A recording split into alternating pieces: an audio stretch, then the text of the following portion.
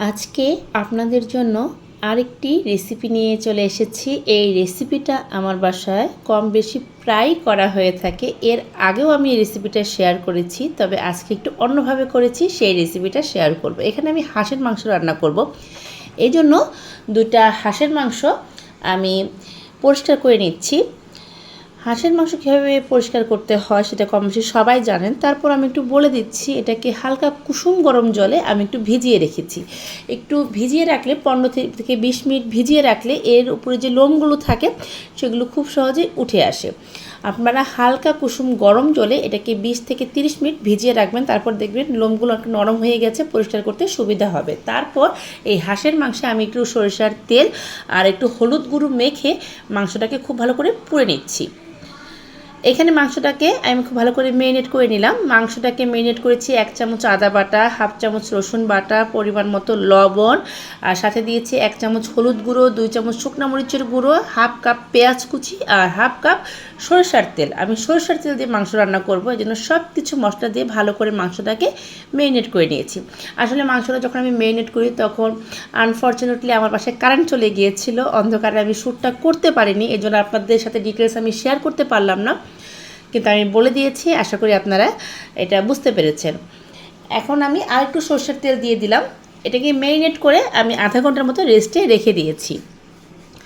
আর এই মাংসটা কিন্তু খুব ভালো করে মেখে নিতে হবে। আমার এই রেসিপিগুলো আপনাদের ভালো লেগে থাকলে আমার চ্যানেলটা সাবস্ক্রাইব করে পাশে থাকা যে বেল আইকনটা আছে সেটা বাজিয়ে দেবেন। আমি যখনই আমার চ্যানেলে কোনো রেসিপি আপলোড করব আপনি সবার আগে নোটিফিকেশন পেয়ে যাবেন। দেখুন মাংসটাকে কিন্তু খুব ভালো করে আমি এভাবে মেখে নিচ্ছি।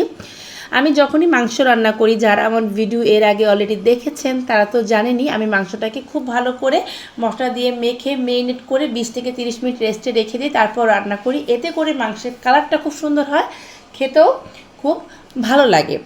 এখন আমি চুলায় মাংসটা বসিয়ে দিয়েছি। এখানে আমি আর একটু পেঁয়াজ বাটা দিয়ে দিলাম।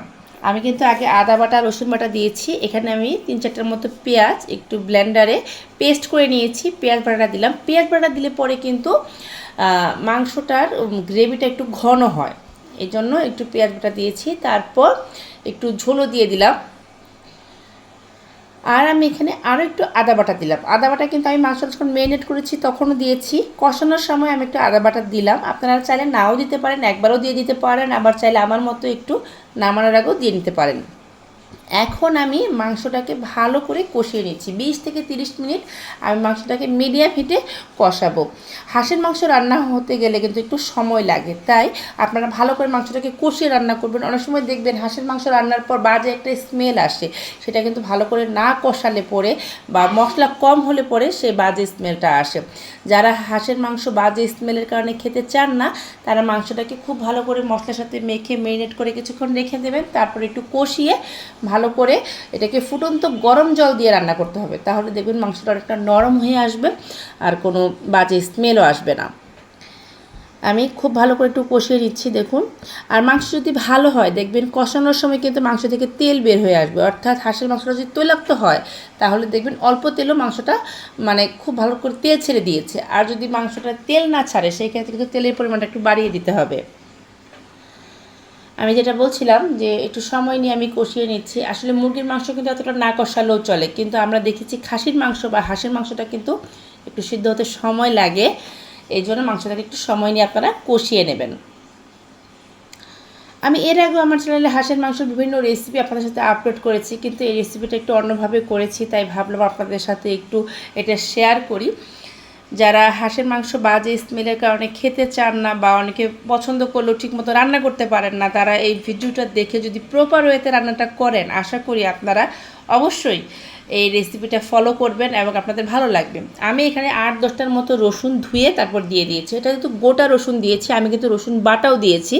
এটা দিয়ে কিন্তু মাংসের রসুন যাবে না, কিন্তু যারা রসুন খেতে ভালোবাসেন, আমাদের কাছে মানে হাঁসের মাংস বা খাসির মাংস যে কোনো মাংস রান্না করলে আমরা একটু রসুন দেই, রসুনটা খেতে খুব ভালো লাগে, এজন্য আমি রসুন দিয়েছি। যারা পছন্দ করেন না স্কিপ করে দেবেন।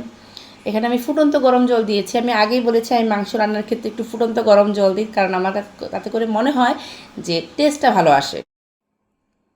আপনারাও যখন মাংস রান্না করবেন চেষ্টা করবেন ঠান্ডা জলের পরিবর্তে ফুটন্ত গরম জল দিয়ে ঝোলটা দেওয়ার, তাতে করে কিন্তু তরকারির টেস্টটা একদম দ্বিগুণ না 4 গুণ বেড়ে যায়। আর একটু ঝোল লাগবে, এই জন্য আমি আরেকটু ঝোল দিয়েছি। এখন এটাকে আমি হাই হিটে রান্না করব, কারণ আমি অনেকক্ষণ সময় নিয়ে তো মাংসটা কষিয়েছি। এখন আমার চুলার আঁচটাকে বাড়িয়ে দিয়ে রান্না করলেও মানে মাংসটা অলরেডি সিদ্ধ হয়ে যাবে। দেখুন মাংসটা কিন্তু টকবক করে ফোটা শুরু করেছে, আর এই রসুনটা কিন্তু সিদ্ধ হয়ে যাবে, নরম হয়ে যাবে। এই মাংসের সাথে এই গোটা রসুনটা খেতে খুব ভালো লাগে, স্পেশালি যারা রসুন পছন্দ করে তাদের তো ভীষণ ভালো লাগে। আমি যখনই মাংস রান্না করি আমি এভাবে আস্ত রসুন দিয়ে দিই, কারণ আমার বাড়ির সবাই খুব পছন্দ করে। এখন এটাকে জাস্ট 30 থেকে 40 মিনিট আমি হাই হিটে রান্না করেছি। ঝোলটা কিন্তু হাঁসের মাংস আমি খুব একটা বেশি রাখি না। দেখুন অনেকটা টেনে আসছে। এখন এখানে আমি দিয়ে দেব গরম মশলার গুঁড়ো।